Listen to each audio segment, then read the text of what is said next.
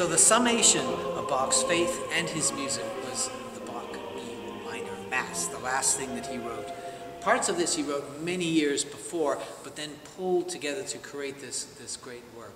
However, the Creed seems to be something that was more specifically composed for this part of the great Catholic Mass. So we get to the end, and Bach has decided to emphasize the permanence, the antiquity, the future, the fact that the Creed is something that is there forever. He chooses to emphasize this by using styles from the past, stile antico. He'd been studying Palestrina very carefully.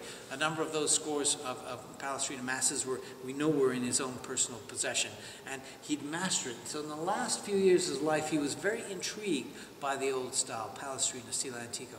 And in the Creed, there's this symmetry of pieces, 9 pieces, and the 2 starting and the 2 ending.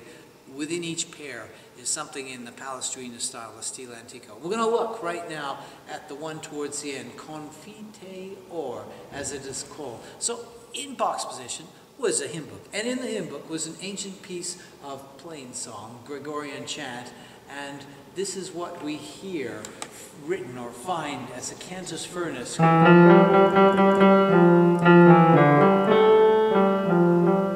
For the words Confiteor unu baptisma in remissionem peccatorum. So, one baptism for the remission of sins. This is a deep theological thought for Bach, and he's using from the past, plain song, many hundreds of years old, incorporated into the style of Palestrina. And so, to do that, he takes from this ancient hymn book the melody, and he's going to use it. First of all, he creates from this little bit, he creates a theme 1, which is going to sound like this. Later on, he's going to create a second theme from it in remission of sins. And then he's going to play them together.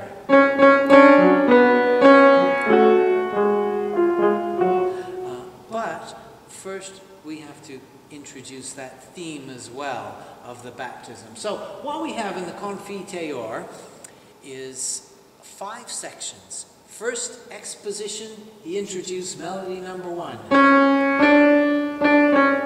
and makes it into a nice fugue, etc., etc. All the while putting a very modern jazzy, what we call running bass. So that's the first 16 bars. We get to bar 16, time for the second fugue, the second theme. So we go through that second exposition. What can we do next, Bach thinks? Oh, we'll put them both together. So in the third section, we do in fact hear them together.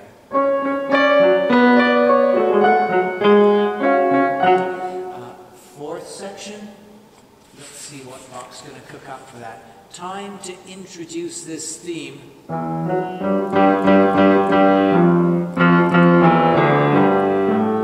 the Volupius hymn book there. And we hear it in this particular case. He's written it first in the basses. But then the altos are going to copy it. Confiteor, and it's in a canon at the 5th.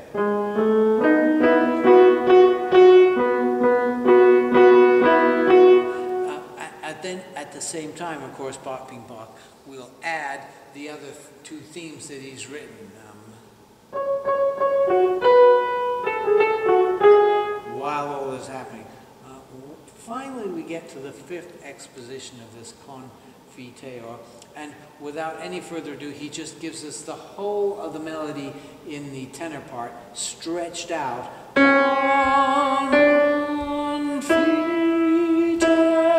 With everything else going on around it, including the first theme, the second theme,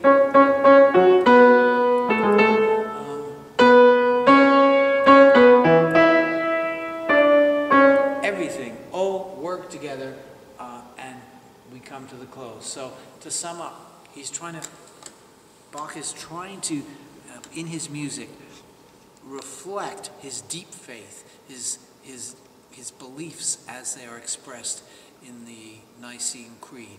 And when we get to this particular point about we're baptized for the remission of sins, he's packing it in by looking back, ancient melody, incorporating it with Palestrina from maybe 100 years ago, and then adding something from the future, a bit of a modern walking bass,